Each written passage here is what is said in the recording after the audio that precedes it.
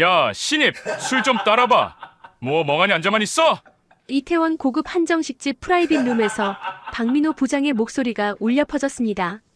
45살의 그는 태영전자 영업본부에서 15년을 근무하며 쌓아온 권력으로 회식 자리를 지배하고 있었습니다. 그의 눈앞에 앉은 여성은 고개를 들지 않았습니다. 단정한 베이지색 블라우스에 검은색 슬랙스를 입은 그녀는 차분하게 물잔을 들고 있었죠. 박민호는 그녀를 이번 달에 입사한 신입사원으로 착각했습니다. 아니, 착각이라기보다는 관심조차 없었다는 표현이 맞을 겁니다. 그에게 자신보다 낮은 직급은 그저 시킬 수 있는 대상일 뿐이었으니까요. 도대체 이 회식 자리에서 무슨 일이 벌어진 걸까요? 그리고 조용히 앉아있던 이 여성은 누구였을까요? 다음 날 출근하지 못한 박민호 부장에게는 어떤 일이 일어난 걸까요? 지금부터 그 충격적인 이야기를 시작합니다. 그 전에 구독과 좋아요 버튼을 눌러주시면 이런 이야기를 더 많이 만날 수 있습니다. 저녁 7시 태영전자 영업본부 팀원 12명이 한정식집에 모였습니다. 분기 실적이 좋았다는 이유로 박민호가 주선한 회식이었죠. 테이블 상석에 앉은 박민호는 벌써 소주 2병을 비웠습니다. 그의 얼굴은 붉게 달아올라 있었고 목소리는 점점 커지고 있었죠. 박민호는 팀원들에게 차례대로 술을 권했습니다. 거절하는 사람에게는 핀잔을 주었고 마지못해 받는 사람에게는 비웃음을 날렸습니다. 그가 회식을 주도하는 방식은 언제나 똑같았습니다. 자신이 중심이 되어 모든 것을 통제하는 것이었죠. 이번 분기 실적이 좋았던 건 다 내가 영업처 사장님들이랑 골프 치고 술 먹으면서 관리했기 때문이야. 너희는 그냥 서류나 잘 정리하면 돼. 박민호의 말에 팀원들은 억지로 웃음을 지었습니다. 그들은 밤낮 없이 견적서를 작성하고 납기일을 맞추기 위해 주말도 반납했지만 박민호에게 그런 건 중요하지 않았습니다. 그에게 중요한 건 자신이 얼마나 대단한 사람인지 과시하는 것뿐이었죠. 테이블 끝자리에 조용히 앉아있던 서윤아는 물만 마시고 있었습니다. 그녀는 오늘 처음 이 회식에 참석했습니다. 정확히는 오늘 처음 태영전자 영업본부에 배치된 것처럼 보였죠. 단정한 옷차림에 화장기 없는 얼굴, 그리고 조용한 태도는 영락없이 사회초년생처럼 보였습니다. 박민호의 시선이 유나에게 향했습니다. 그는 비틀거리며 소주병을 들어 유나 앞에 놓았습니다. 야, 신입. 이름이 뭐래? 유나는 천천히 고개를 들었습니다. 그녀의 눈빛은 차가웠지만 표정은 무덤덤했습니다. 서윤아입니다. 서윤아? 어디 대학 나왔어? 해외에서 학교를 다녔습니다. 박민호는 코웃음을 쳤습니다. 그는 해외 학위를 별로 인정하지 않는 사람이었습니다. 자신이 국내 명문대를 나왔다는 자부심이 있었고 해외파는 그저 놀러 다닌 것뿐이라고 생각했죠. 해외?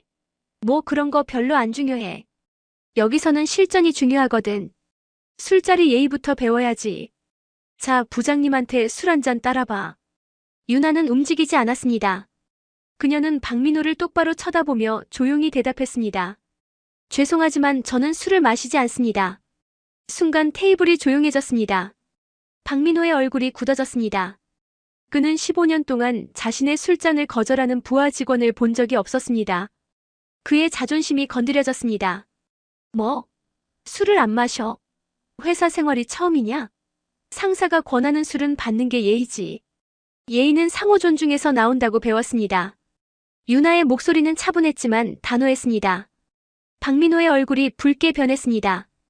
다른 팀원들은 숨을 죽이고 상황을 지켜봤습니다. 누군가는 유나를 걱정하는 눈빛으로 바라봤고 누군가는 고개를 숙였습니다. 박민호는 테이블을 탁 치며 소리쳤습니다. 야, 지금 나한테 가르치려고 드는 거야? 신입 주제에 어디서 까불어? 유나는 여전히 침착했습니다. 그녀는 물잔을 내려놓고 박민호를 바라봤습니다.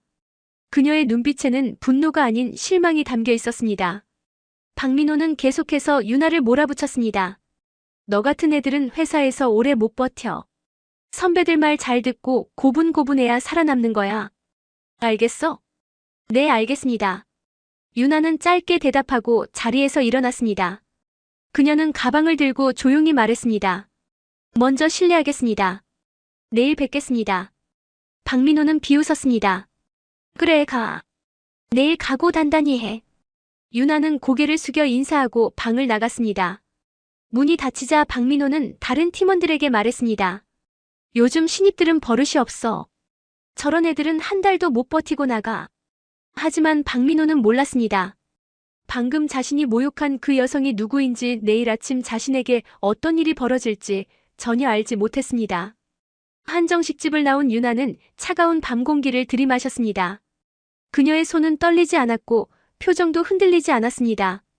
만 28살의 서유나는 태영그룹 서태영 회장의 외손녀였습니다. 하버드 경영대학원을 수석으로 졸업한 후 맥킨지에서 2년간 컨설턴트로 일했죠. 할아버지는 그녀에게 회사를 물려주기 전 현장 경험을 쌓으라고 했습니다. 그래서 유나는 신분을 숨기고 태영전자에 입사했습니다. 인사팀 상무 한 명만이 그녀의 정체를 알고 있었죠. 유나는 핸드폰을 꺼내 메모를 작성했습니다. 박민호 부장의 오늘 행동을 하나하나 기록했습니다. 강압적인 음주 강요, 신입사원에 대한 무시와 모욕, 그리고 권위를 앞세운 갑질까지 모두 적었습니다. 이것은 개인적인 복수가 아니었습니다. 유나는 회사 내부에 만연한 구태의연한 문화를 바꾸고 싶었습니다. 할아버지가 평생 일궈온 태영그룹이 이런 사람들 때문에 무너지는 걸 원치 않았죠. 택시에 올라탄 유나는 창밖을 바라봤습니다. 서울의 야경이 아름답게 펼쳐져 있었지만 그녀의 마음은 평온하지 않았습니다. 분노가 아니라 실망이었습니다. 15년이나 회사를 다닌 부장이 저렇게 후배를 대한다는 사실이 믿기지 않았습니다. 유나는 해외에서 공부하며 수평적인 조직 문화를 경험했습니다. 상사와 부하 직원이 서로 존중하며 일하는 모습을 봤습니다. 하지만 한국으로 돌아오니 여전히 권위주의와 갑질이 남아 있었습니다. 집에 도착한 유나는 노트북을 켰습니다. 그녀는 박민호에 대한 정보를 조사하기 시작했습니다. 회사 내부 인사 시스템에 접근할 수 있는 권한은 없었지만 공개된 자료만으로도 충분했습니다. 박민호는 15년 전 신입사원으로 입사해 빠르게 승진했습니다. 하지만 그 과정에서 여러 문제가 있었다는 소문이 돌았죠. 경쟁부서 직원을 밟고 올라갔다는 이야기, 실적을 부풀렸다는 의혹, 그리고 부하 직원들을 혹사시킨다는 불만까지 다양했습니다. 유나는 내일 할아버지를 만나기로 결심했습니다. 서태영 회장은 손녀가 현장에서 무엇을 배우고 있는지 궁금해했습니다. 유나는 오늘 겪은 일을 있는 그대로 보고할 생각이었습니다. 이것은 고자질이 아니었습니다. 회사의 문제점을 파악하고 개선 방안을 제시하는 것이 그녀의 임무였으니까요. 다음 날 새벽 6시, 유나는 강남구 도곡동에 위치한 할아버지 자택을 방문했습니다. 서태영 회장은 일찍 일어나 서재에서 신문을 읽고 있었습니다. 72살의 나이에도 여전히 카리스마가 넘쳤죠. 유나구나. 이른 아침에 무슨 일이냐? 할아버지, 어제 회식이 있었습니다. 유나는 차분하게 어젯밤 일을 설명했습니다. 박민호의 행동, 다른 직원들의 반응, 그리고 자신이 느낀 점까지 모두 말했습니다.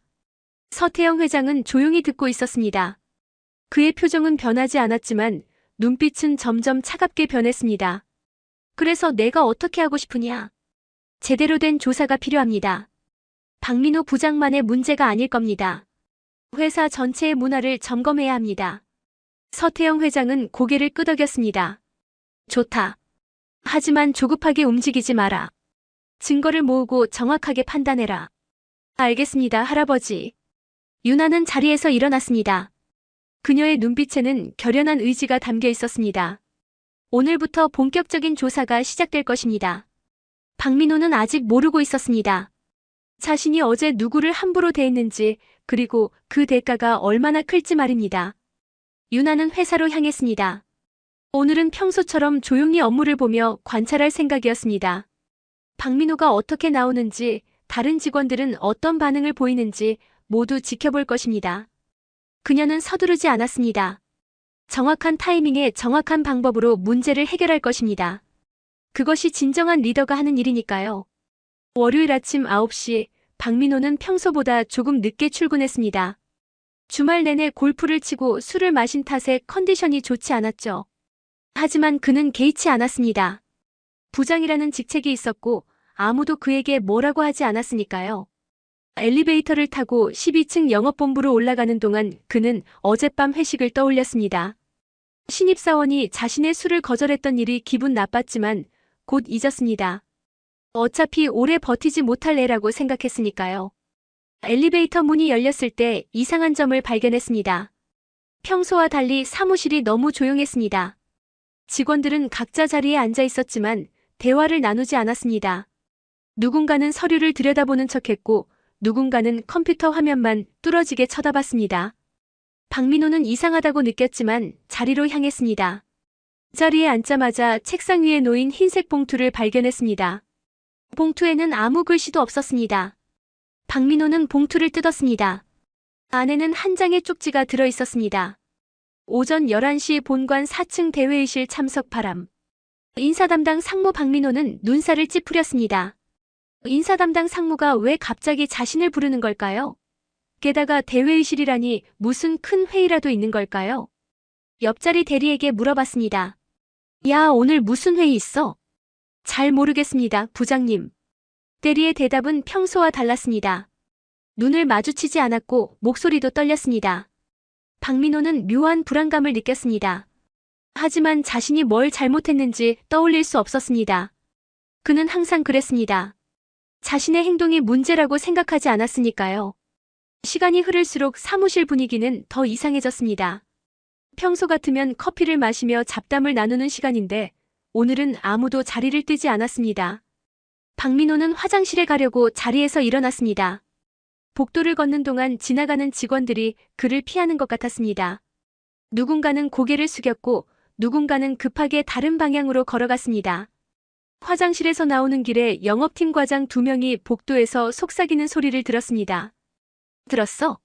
박 부장 큰일 났대. 무슨 일인데? 잘은 모르겠는데 위에서 난리 났다던데. 박민호는 걸음을 멈췄습니다. 그들은 박민호를 발견하고 당황한 표정으로 입을 다물었습니다. 그리고 황급히 자리를 떴습니다. 박민호의 심장이 빠르게 뛰기 시작했습니다. 무언가 잘못되고 있었습니다. 하지만 그는 여전히 무엇이 문제인지 알 수 없었습니다. 10시 30분, 박민호는 더 이상 기다릴 수 없었습니다. 그는 인사팀 상무실로 직접 찾아가기로 했습니다. 상무실 문을 두드렸지만 대답이 없었습니다. 비서에게 물어보니 상무는 회장실에 올라갔다고 했습니다. 회장실이라는 말에 박민호의 얼굴이 창백해졌습니다. 일반 부장이 회장과 직접 연결되는 일은 거의 없었습니다. 그것도 인사 상무가 회장을 만난다는 건 심상치 않은 일이었습니다. 박민호는 자리로 돌아와 시계를 쳐다봤습니다. 11시까지 아직 20분이 남았습니다. 그 20분이 마치 20시간처럼 느껴졌습니다. 그는 자신의 지난 행동들을 떠올려 봤습니다. 실적 조작? 아니었습니다. 뒷돈? 받은 적 없었습니다. 그럼 뭐가 문제란 말입니까? 어젯밤 회식이 문제일 리 없었습니다. 그건 그저 평범한 회식이었으니까요. 하지만 박민호는 몰랐습니다. 자신이 생각하는 평범함이 다른 사람에게는 폭력이었다는 것을. 그리고 어제 자신이 함부로 대한 신입사원이 누구였는지도 말입니다. 시계 바늘은 천천히 11시를 향해 움직였고 박민호의 운명도 그와 함께 움직이고 있었습니다. 11시 정각, 박민호는 대회의실 앞에 섰습니다. 평소 같으면 자신감 넘치게 문을 열고 들어갔겠지만 오늘은 달랐습니다. 손잡이를 잡은 손에 땀이 났습니다. 심호흡을 한 번 하고 문을 열었습니다. 회의실 안에는 이미 여러 사람이 앉아 있었습니다. 인사 담당 상무 법무팀장, 그리고 놀랍게도 영업본부 임원까지 자리에 있었습니다. 박민호는 순간 다리에 힘이 풀렸습니다. 앉으시죠, 박 부장. 인사 상무의 목소리는 차갑고 무표정했습니다. 박민호는 떨리는 다리로 의자에 앉았습니다. 회의 테이블 맞은편에는 서류 뭉치가 쌓여 있었습니다. 상무는 그 서류들을 천천히 펼쳤습니다. 박 부장, 지난 금요일 저녁 회식에 대해 기억하십니까? 네, 기억합니다. 그 자리에서 신입 직원에게 어떻게 대하셨는지 말씀해 주시죠. 박민호는 당황했습니다. 회식 자리 이야기가 나올 줄 몰랐습니다. 그는 최대한 침착하게 대답하려 했습니다. 평범한 회식이었습니다. 팀원들과 식사하고 술 한잔 했습니다. 평범한 회식이요? 법무팀장이 끼어들었습니다. 그는 태블릿을 박민호 앞으로 밀었습니다. 화면에는 회식 장면을 촬영한 영상이 재생되고 있었습니다. 박민호의 얼굴이 하얗게 질렸습니다. 누군가 회식 자리를 녹화한 겁니다. 영상 속에서 박민호는 유나에게 술을 강요하고 있었습니다. 상사가 권하는 술은 받는 게 예의지라고 말하는 그의 목소리가 선명하게 들렸습니다. 이어서 신입 주제에 어디서 까불어? 라고 소리치는 장면도 나왔습니다. 박민호는 아무 말도 할 수 없었습니다. 이게 평범한 회식입니까? 인사 상무의 질문에 박민호는 입을 열었다 닫았다 반복했습니다. 변명할 말이 떠오르지 않았습니다. 그뿐만이 아닙니다. 상무는 다른 서류를 꺼냈습니다. 거기에는 박민호에 대한 내부 고발 내용이 담겨 있었습니다. 지난 3년간 부하 직원들이 익명으로 제보한 내용이었습니다.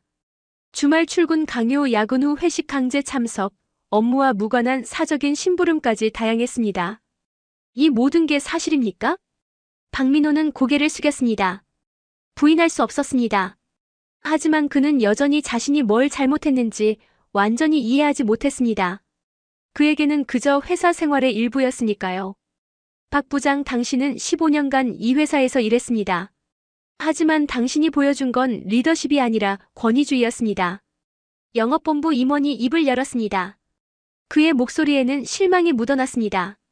실적이 좋다고 해서 모든 게 용납되는 건 아닙니다.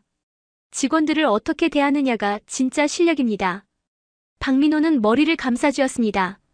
상황이 자신이 생각했던 것보다 훨씬 심각했습니다. 이건 단순한 경고가 아니었습니다. 그의 회사 생활이 끝나가고 있었습니다.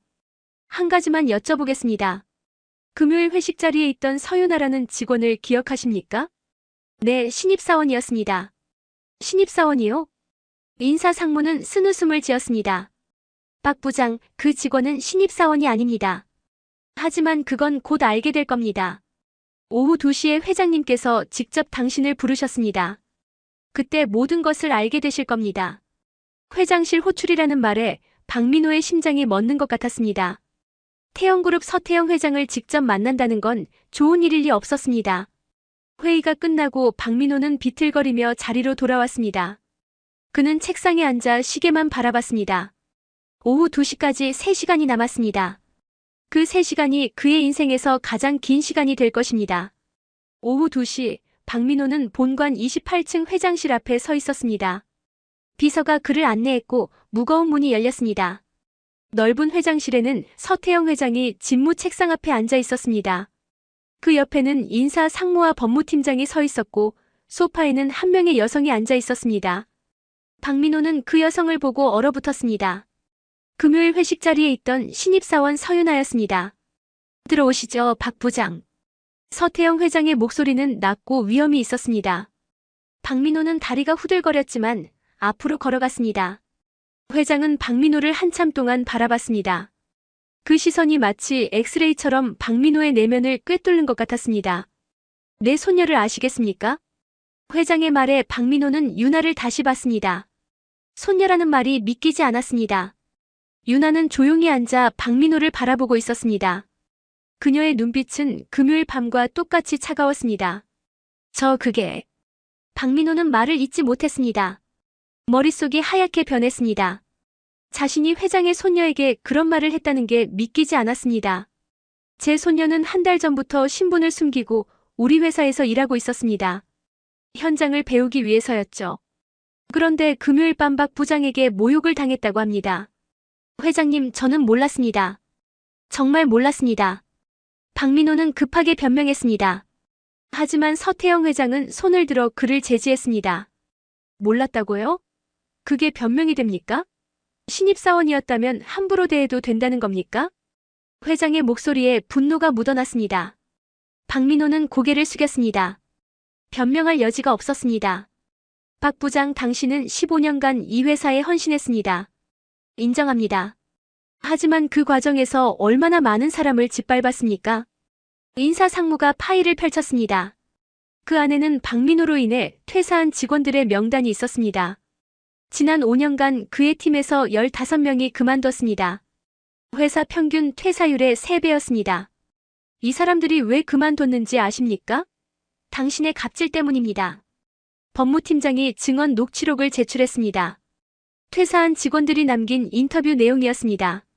주말마다 부장의 골프 가방을 들고 다녔다는 증언, 밤늦게까지 부장의 사적인 일을 처리했다는 증언, 회식 자리에서 모욕을 당했다는 증언까지 쏟아졌습니다. 박민호는 한마디도 반박할 수 없었습니다. 그는 무릎을 꿇었습니다. 죄송합니다, 회장님. 제가 잘못했습니다. 유나에게 사과하십시오. 박민호는 유나를 향해 고개를 숙였습니다. 죄송합니다. 정말 죄송합니다. 유나는 침착하게 대답했습니다. 사과는 받지 않겠습니다. 저에게 하는 사과가 아니라 그동안 부장님께 고통받은 모든 직원에게 하셔야 합니다. 유나의 말에 박민호는 얼굴을 들 수 없었습니다. 그녀는 계속 말했습니다. 부장님은 제게 상사가 권하는 수를 받는 게 예의라고 하셨습니다. 하지만 진짜 예의는 상대를 존중하는 겁니다. 직급이 높다고 해서 낮은 사람을 함부로 대해도 되는 건 아닙니다. 회장실은 조용했습니다. 유나의 목소리만이 울려 퍼졌습니다. 저는 이번 일을 통해 우리 회사의 문제를 확인했습니다. 박 부장님 한 사람의 문제가 아니라 조직 전체의 문화가 문제입니다. 서태영 회장은 고개를 끄덕였습니다. 유나의 말이 맞습니다. 이제부터 우리 회사는 변해야 합니다. 그 시작으로 박 부장 당신은 오늘부로 해임됩니다. 해임이라는 말에 박민호는 얼굴이 새하얗게 변했습니다. 15년 경력이 하루아침에 무너지는 순간이었습니다. 박민호의 해임 소식은 순식간에 회사 전체로 퍼졌습니다. 점심시간이 지나자 직원들 사이에서 소문이 돌기 시작했습니다. 어떤 이는 놀라워했고 어떤 이는 통쾌했습니다. 특히 영업본부 직원들의 반응은 복잡했습니다. 박민호 밑에서 고생한 사람들은 안도의 한숨을 쉬었지만 그와 가까웠던 사람들은 불안해했습니다. 하지만 이야기는 여기서 끝나지 않았습니다. 서태영 회장은 박민호 개인의 문제만으로 마무리할 생각이 없었습니다. 그는 법무팀에 지시를 내렸습니다. 박민호의 지난 15년간 업무를 전수조사하라고 말입니다. 법무팀은 즉시 움직였습니다. 회계자료, 영업실적 보고서, 출장비 내역까지 모든 것을 검토하기 시작했습니다. 이틀 후 첫 번째 문제가 발견되었습니다. 박민호는 지난 3년간 출장비를 부풀려 청구했습니다. 실제로는 국내 출장이었는데 해외 출장으로 보고하거나 1박 2일 출장을 3박 4일로 늘려 차익을 챙겼습니다. 금액은 2천만 원이 넘었습니다. 더 심각한 문제도 드러났습니다. 박민호는 거래처로부터 리베이트를 받았습니다. 계약을 성사시켜주는 대가로 계약금의 3%를 개인 계좌로 받은 것입니다. 지난 5년간 받은 금액은 5천만 원에 달했습니다. 이것은 명백한 횡령이자 배임이었습니다. 법무팀장은 즉시 회장에게 보고했습니다. 서태영 회장은 단호하게 지시했습니다. 형사 고발하십시오. 우리 회사는 이런 비리를 용납하지 않습니다. 박민호는 집에서 경찰에 전화를 받았습니다. 출석 요구 통보였습니다. 그는 그제야 사태의 심각성을 깨달았습니다. 단순한 해고가 아니라 범죄자로 몰리는 상황이었습니다. 그는 급하게 변호사를 선임했지만 이미 늦었습니다. 증거가 너무 명확했습니다. 회사에서는 또 다른 움직임이 있었습니다. 유나는 인사팀과 함께 익명신고 시스템을 만들었습니다. 직장 내 갑질, 괴롭힘, 부당한 대우를 당한 직원이라면 누구나 안전하게 신고할 수 있는 시스템이었습니다. 신고자의 신원은 철저히 보호되고 조사 결과는 투명하게 공개된다는 원칙을 세웠습니다. 시스템이 가동되자 신고가 쏟아졌습니다. 박민호뿐만 아니라 다른 부서에서도 비슷한 문제들이 있었습니다. 한 팀장은 여직원에게 성희롱을 했고 다른 부장은 부하 직원의 아이디어를 가로챘습니다. 회사는 이 모든 사건을 하나하나 조사하기 시작했습니다. 한 달 후 박민호는 경찰 조사를 받았습니다. 그는 모든 혐의를 인정할 수밖에 없었습니다. 증거가 너무 확실했으니까요. 검찰은 그를 기소했고 재판이 시작되었습니다. 박민호의 가족들은 충격에 빠졌습니다. 아내는 남편이 그런 사람인 줄 몰랐다며 눈물을 흘렸고 대학생 아들은 아버지와 연락을 끊었습니다. 박민호는 법정에 섰습니다. 판사 앞에서 그는 작아 보였습니다. 회사에서 목소리 높이던 모습은 온데간데 없었습니다. 그는 자신의 잘못을 뒤늦게 인정했지만 이미 돌이킬 수 없었습니다. 피고인은 직장 내 우월적 지위를 이용해 부하 직원을 괴롭혔고 회사 자금을 횡령했습니다. 이는 용납할 수 없는 범죄입니다. 검사의 구형은 징역 2년이었습니다. 박민호는 고개를 떨구었습니다. 15년간 쌓아온 모든 것이 무너지는 순간이었습니다. 그는 법정을 나오며 생각했습니다. 만약 그날 밤 유나에게 다르게 대했더라면, 만약 부하 직원들을 존중했더라면 이런 일은 일어나지 않았을 거라고 하지만 후회는 언제나 늦게 찾아오는 법입니다. 재판이 진행되는 동안 태영전자는 빠르게 변화하고 있었습니다. 서태영 회장은 전 임직원을 대상으로 긴급회의를 소집했습니다. 강당에 모인 200여 명의 직원들은 긴장한 표정으로 회장을 기다렸습니다. 정확히 오후 2시 서태영 회장이 단상에 올랐습니다. 그의 표정은 엄숙했습니다. 여러분, 최근 우리 회사에서 불미스러운 일이 있었습니다. 박민호 전 부장의 갑질과 비리가 드러났습니다. 저는 이 자리에서 분명히 말씀드립니다. 우리 회사는 더 이상 이런 일을 용납하지 않을 것입니다. 회장의 목소리는 강당 구석구석까지 울려 퍼졌습니다. 직원들은 숨을 죽이고 들었습니다. 직급이 높다고 해서 아랫사람을 함부로 대해도 된다는 생각은 구시대적 발상입니다. 진정한 리더는 권력이 아니라 존중으로 사람을 이끕니다. 회장은 유나를 단상으로 불렀습니다. 유나는 침착하게 앞으로 나왔습니다. 회장은 직원들에게 유나를 소개했습니다. 이 사람은 제 손녀 서유나입니다. 한 달 전부터 신분을 숨기고 여러분과 함께 일했습니다. 그 이유는 우리 회사의 실상을 파악하기 위해서였습니다. 직원들은 술렁였습니다. 회장의 손녀가 현장에 있었다는 사실에 놀랐습니다. 유나는 마이크를 잡았습니다. 저는 이번 경험을 통해 많은 것을 배웠습니다. 현장에는 열심히 일하는 좋은 분들이 많습니다. 하지만 일부 잘못된 리더십 때문에 고통받는 분들도 있었습니다. 앞으로 저는 할아버지와 함께 이 회사를 바꿔나가겠습니다. 유나의 말에 박수가 터져나왔습니다. 특히 젊은 직원들의 박수가 컸습니다. 그들은 변화를 원하고 있었습니다. 회의가 끝난 후 유나는 영업본부로 갔습니다. 박민호의 빈자리에는 새로운 부장이 앉아 있었습니다. 40대 초반의 여성 부장이었습니다. 그녀는 다른 부서에서 온 인물로 수평적 조직 문화로 유명한 사람이었습니다. 안녕하세요, 서윤아입니다. 반갑습니다. 김수진입니다. 앞으로 잘 부탁드립니다. 김수진 부장은 유나에게 악수를 청했습니다. 그녀의 태도는 박민호와는 완전히 달랐습니다. 존중과 배려가 묻어났습니다. 한편 박민호는 첫 공판을 마치고 집으로 돌아왔습니다. 집은 텅 비어 있었습니다. 아내는 친정으로 돌아갔고 아들은 학교 기숙사에 들어갔습니다. 가족들은 그를 외면했습니다. 박민호는 소파에 앉아 멍하니 천장을 바라봤습니다. 휴대전화에는 채권 추심 문자가 쌓여 있었습니다. 그는 회사에서 받던 월급으로 생활했기 때문에 저축이 거의 없었습니다. 오히려 빚이 더 많았습니다. 고급 아파트 대출금, 자동차 할부금, 신용카드 빚까지 합치면 2억 원이 넘었습니다. 월급이 끊기자 모든 것이 무너졌습니다. 그는 후배들에게 도움을 요청했지만 아무도 전화를 받지 않았습니다. 평소 그가 어떻게 사람들을 대했는지 모두 기억하고 있었습니다. 박민호는 그제야 깨달았습니다. 자신이 쌓아온 인간관계는 모두 직위에서 나온 것이었다는 걸. 진짜 친구는 한 명도 없었습니다. 2개월 후 선고 공판이 열렸습니다. 판사는 징역 1년 6개월을 선고했습니다.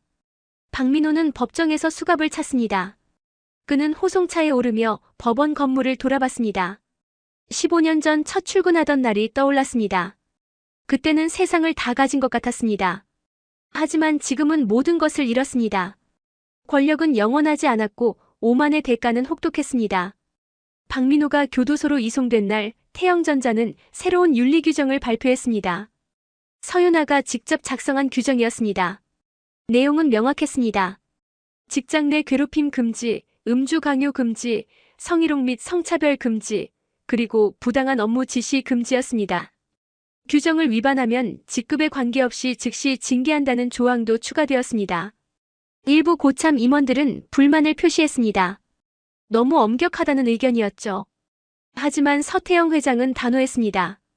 시대가 변했습니다. 우리도 변해야 합니다. 따르지 못하겠다면 떠나셔도 좋습니다. 회장의 말에 반대 의견은 잠잠해졌습니다. 새로운 규정은 시행되었고 회사 분위기는 조금씩 달라지기 시작했습니다. 회식 자리에서 술을 강요하는 사람이 사라졌고 야근을 강제하는 팀장도 줄었습니다. 직원들은 변화를 체감했습니다. 유나는 매주 현장을 돌며 직원들의 의견을 들었습니다. 그녀는 회장의 손녀라는 타이틀보다 한 명의 동료로 대해지길 원했습니다. 점심시간에는 사원 식당에서 다른 직원들과 함께 밥을 먹었고 회의에서는 막내 사원의 의견도 경청했습니다. 한편 교도소에 수감된 박민호는 힘든 시간을 보내고 있었습니다. 그는 자벽을 맡았고 하루 8시간씩 단순 노동을 했습니다. 회사에서 부장으로 지낼 때는 상상도 못한 일이었습니다. 저녁에는 좁은 독방에서 천장만 바라봤습니다. 어느 날 박민호는 교도소 내 상담 프로그램에 참여했습니다. 상담사는 그에게 물었습니다. 왜 이런 일이 벌어졌다고 생각하십니까? 박민호는 한참을 생각했습니다. 처음에는 운이 나빴다고 생각했습니다. 하필 회장 손녀를 건드렸으니까요. 하지만 시간이 지나면서 생각이 바뀌었습니다. 제가 오만했습니다. 사람을 직급으로만 봤습니다. 그렇다면 앞으로 어떻게 하시겠습니까? 다시는 같은 실수를 반복하지 않겠습니다. 상담이 끝나고 박민호는 독방으로 돌아왔습니다. 그는 노트를 꺼내 글을 쓰기 시작했습니다. 자신이 함께 일했던 부하 직원들에게 보내는 사과 편지였습니다. 한 명 한 명의 얼굴을 떠올리며 자신이 한 잘못을 적었습니다. 15장의 편지를 다 쓰는데 일주일이 걸렸습니다. 편지를 붙이고 며칠 후 한 통의 답장이 왔습니다. 박민호 밑에서 3년간 일했던 대리였습니다. 편지에는 짧게 적혀 있었습니다. 부장님의 사과를 받아들입니다. 하지만 용서는 시간이 필요합니다. 출소하시면 진심으로 변한 모습을 보여주세요. 박민호는 편지를 읽으며 눈물을 흘렸습니다. 뒤늦은 깨달음이었지만 의미가 있었습니다. 회사에서는 또 다른 변화가 일어났습니다. 유나는 젊은 직원들을 중심으로 혁신 TF팀을 만들었습니다. 나이와 직급에 관계없이 좋은 아이디어를 가진 사람이면 누구나 참여할 수 있었습니다. 이 팀에서 나온 제안들이 실제로 회사 정책에 반영되었습니다. 유연근무제, 재택근무 확대, 육아휴직 장려 등이 도입되었습니다. 직원들의 만족도가 올라갔습니다. 퇴사율은 절반으로 줄었고 신입사원 지원자는 2배로 늘었습니다. 태영전자는 일하기 좋은 회사로 평가받기 시작했습니다. 박민호 사건은 회사의 위기였지만 동시에 변화의 계기가 되었습니다. 1년이 흘렀습니다. 태영전자는 완전히 다른 회사가 되어 있었습니다.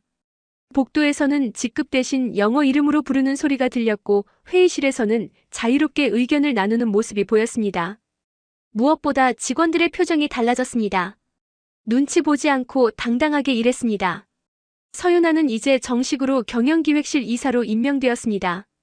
만 28살의 나이에 파격적인 승진이었지만 아무도 이의를 제기하지 않았습니다. 그녀가 지난 1년간 보여준 리더십이 실력을 증명했으니까요. 유나는 여전히 겸손했습니다. 임원실에 앉지 않고 일반 직원들과 같은 사무 공간에서 일했습니다. 어느 금요일 오후 유나는 영업본부 회식에 참석했습니다. 1년 전 그날과 똑같은 장소였습니다. 하지만 분위기는 완전히 달랐습니다. 김수진 부장은 팀원들에게 술을 강요하지 않았고 원하는 사람만 마셨습니다. 대화 주제도 달랐습니다.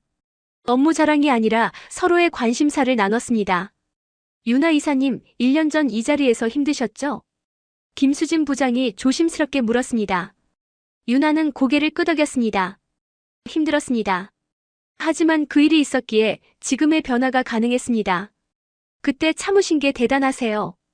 저라면 당장 정체를 밝혔을 것 같아요. 아닙니다. 참은 게 아니라 배운 겁니다. 현장이 어떤지 직접 경험하지 않으면 제대로 된 변화를 만들 수 없으니까요. 회식이 끝나고 유나는 회사 옥상으로 올라갔습니다. 서울의 야경이 아름답게 펼쳐져 있었습니다. 그녀는 이 도시 어딘가에서 박민호가 출소 준비를 하고 있을 거라고 생각했습니다. 1년 6개월 형을 받았으니 곧 나올 것입니다. 실제로 박민호는 한 달 후 출소했습니다. 그는 교도소 문을 나서며 깊은 한숨을 쉬었습니다. 세상은 여전히 돌아가고 있었지만 그에게는 모든 게 낯설었습니다. 집으로 가는 대신 그는 작은 고시원을 얻었습니다. 아내는 이혼 서류를 보냈고 아들은 연락을 끊었습니다. 새로 시작해야 했습니다. 박민호는 취업을 시도했지만 쉽지 않았습니다. 전과 기록이 발목을 잡았습니다. 결국 그는 작은 편의점에서 아르바이트를 시작했습니다. 시급 9,000원짜리 일이었습니다. 15년간 부장으로 일했던 사람이 이제는 물건을 나르고 진열하는 일을 했습니다. 하지만 그는 불평하지 않았습니다. 이것이 자신의 현실이었으니까요. 어느 날 저녁 편의점에 손님이 들어왔습니다. 정장을 입은 젊은 여성이었습니다. 박민호는 고개를 들었다가 얼어붙었습니다. 서윤아였습니다. 유나도 박민호를 알아봤습니다. 두 사람은 잠시 눈이 마주쳤습니다. 어서 오십시오. 박민호가 먼저 인사했습니다. 유나는 물건을 집어들고 계산대로 왔습니다. 잘 지내십니까? 네, 덕분에 새로 시작하고 있습니다. 유나는 계산을 마치고 나가려다 멈춰 섰습니다. 박 부장님 진심으로 변하셨다면 기회는 또 올 겁니다. 시간이 걸리겠지만요. 감사합니다. 이사님. 박민호는 고개를 숙여 인사했습니다. 유나가 나간 후 그는 한참을 멍하니 서 있었습니다. 복잡한 감정이 밀려왔습니다. 부끄러움, 후회, 그리고 희망이 섞여 있었습니다. 그는 다시 일을 시작했습니다. 오늘도 살아야 했으니까요. 3년이 지났습니다. 태영전자는 업계 1위 자리를 지키고 있었고 직원 만족도는 최고 수준이었습니다. 서윤아는 이제 부사장이 되었고 회사 경영의 중심에 서 있었습니다. 서태영 회장은 손녀에게 경영권을 물려줄 준비를 하고 있었습니다. 어느 봄날 유나는 대학교 강연 요청을 받았습니다. 경영학과 학생들에게 리더십에 대해 이야기해 달라는 것이었습니다. 유나는 강단에 섰습니다. 200여 명의 학생들이 그녀를 바라봤습니다. 여러분, 진정한 리더십이 무엇이라고 생각하십니까? 유나의 질문에 학생들은 다양하게 답했습니다. 카리스마, 결단력, 전략적 사고 등등. 유나는 고개를 끄덕이며 말했습니다. 모두 맞는 답입니다. 하지만 제가 경험한 가장 중요한 리더십은 존중입니다. 아랫사람을 어떻게 대하느냐가 진짜 리더를 만듭니다. 유나는 3년 전 회식 자리 이야기를 들려줬습니다. 이름은 바꿨지만 내용은 사실 그대로였습니다. 학생들은 숨죽이며 들었습니다. 그 부장은 직급이 높다는 이유로 신입사원을 함부로 대했습니다. 하지만 진짜 실력은 약한 사람을 대할 때 드러납니다. 권력은 일시적이지만 사람을 대하는 태도는 평생 기억됩니다. 강연이 끝나고 한 학생이 질문했습니다. 그 부장은 지금 어떻게 되었습니까? 출소 후 새로 시작했습니다. 쉽지 않았지만 조금씩 변하고 있다고 들었습니다. 실제로 박민호는 조금씩 삶을 재건하고 있었습니다. 편의점 아르바이트를 3년간 성실하게 하며 돈을 모았고 이제는 작은 분식집을 열었습니다. 손님들에게 친절했고 직원 한 명을 고용해서는 존중하며 대했습니다. 과거의 실수를 평생 짊어지고 가겠지만 최소한 반복하지는 않았습니다. 어느 날 박민호의 분식집에 손님이 들어왔습니다. 예전 태영전자 동료였습니다. 박민호는 긴장했지만 웃으며 맞이했습니다. 어서 오세요. 뭐 드릴까요? 떡볶이 하나요. 그런데 사장님, 저 기억하세요? 같이 일했었는데. 네, 기억합니다. 오랜만입니다. 사는 거 괜찮으세요? 덕분에 조금씩 나아지고 있습니다. 그 동료는 떡볶이를 먹으며 말했습니다. 회사 많이 좋아졌어요. 유나 부사장님이 정말 잘하세요. 요즘은 야근도 거의 없고 회식도 자유롭게 하고. 박민호는 고개를 끄덕였습니다. 자신의 실수가 만든 변화였습니다. 아이러니했지만 의미가 있었습니다. 그날 저녁 박민호는 일기를 썼습니다. 교도소에서 시작한 습관이었습니다. 오늘 옛날 동료를 만났다. 회사가 좋아졌다고 한다. 내가 저지른 잘못이 결과적으로 변화를 만들었다. 하지만 그 과정에서 많은 사람이 고통받았다. 나는 이제 다시는 누군가에게 상처 주지 않겠다고 다짐한다. 한편 태영그룹 본사에서는 정기 임원회의가 열리고 있었습니다. 서윤아는 회의를 주재하며 올해 목표를 발표했습니다. 우리의 목표는 매출 증가만이 아닙니다. 직원들이 행복한 회사, 사회에 기여하는 회사를 만드는 것입니다. 임원들은 박수를 쳤습니다. 유나의 리더십은 숫자가 아닌 사람에게 집중했습니다. 회의가 끝나고 유나는 할아버지 회장실로 갔습니다. 할아버지, 3년 전 그 일을 후회하지 않으세요? 무슨 말이냐? 박민호 부장 일 말입니다. 너무 가혹했던 건 아닐까요? 서태영 회장은 고개를 저었습니다. 아니다. 그건 필요한 조치였다. 하지만 그 이후 우리가 한 일들이 더 중요했지. 처벌만으로는 변화가 없다. 새로운 문화를 만드는 게 진짜 목표였으니까. 유나는 고개를 끄덕였습니다. 할아버지의 말이 맞았습니다. 중요한 건 벌을 주는 게 아니라 더 나은 시스템을 만드는 것이었습니다. 그날 밤 유나는 창밖을 바라보며 생각했습니다. 3년 전 그 회식 자리에서 시작된 이야기가 이렇게 많은 변화를 만들었습니다. 한 사람의 갑질이 한 회사를 바꿨고 그 변화는 더 많은 사람에게 영향을 미쳤습니다. 권력의 진정한 의미는 남을 억압하는 게 아니라 모두를 존중하는 것이었습니다. 오늘도 대한민국 어딘가에서 비슷한 일이 벌어지고 있을 것입니다. 누군가는 직급을 앞세워 약자를 괴롭히고 누군가는 그걸 참으며 버티고 있을 것입니다. 하지만 변화는 시작되었습니다. 유나처럼 용기 내는 사람들이 하나둘 나타나고 있습니다. 그들이 만들어가는 세상은 조금씩 나아지고 있습니다. 진정한 리더는 권력이 아니라 존중으로 사람을 이끕니다. 그것이 유나가 배운 가장 큰 교훈이었고 우리 모두가 기억해야 할 진실입니다. 오늘 이야기를 들어주셔서 감사합니다. 이 이야기가 여러분께 작은 울림이 되었기를 바랍니다. 소중한 댓글과 구독, 좋아요 부탁드립니다. 여러분의 응원이 더 좋은 이야기를 만드는 힘이 됩니다.